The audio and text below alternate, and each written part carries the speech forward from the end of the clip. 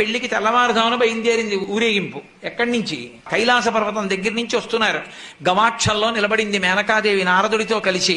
ఒక్కొక్కళ్ళు వస్తున్నారు. అబ్బా వెలిగిపోతున్నాడు, ఆయనేనా మా అల్లుడంది. కాదమ్మా, సూర్యుడు దిక్పాలకుల్లో ఒకడు. ఆ వెనక వస్తున్నాడు, ఎవరో బాబాయ్ నల్లగా ఉన్నాడు దున్నపోత మీద, ఆయన ఎవరా? ఈ అల్లుడు కాదు, బెంగ పెట్టుకోబోయే యమధర్మరాజు గారు. ఆ వెనకాతలు అబ్బా చల్లగా ఎంత బాగున్నాడో, ఎవరు? చంద్రుడు, మీ అల్లుడు కాడు. ఈయనెవరోనయో చాలా అందంగా ఉన్నాడు, ఎర్రగా ఉన్నాడు, కాంతులీనుతున్నాడు, బ్రహ్మగారు. మీ అల్లుడి దగ్గర పురోహితుడమ్మా, పెళ్లి చేయడానికి వచ్చే బ్రహ్మగారు ఆయన మీ అల్లుడు కాదు.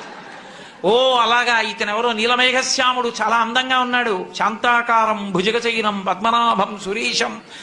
అమ్మా, ఆయనకి మీ అల్లుడికి భేదం చెప్పకూడదు, కానీ ప్రస్తుత మీ అల్లుడు కాడు. ఆయన వెళ్ళిపోయాడు. ప్రదోష వేళ అయిపోయింది, రాడు.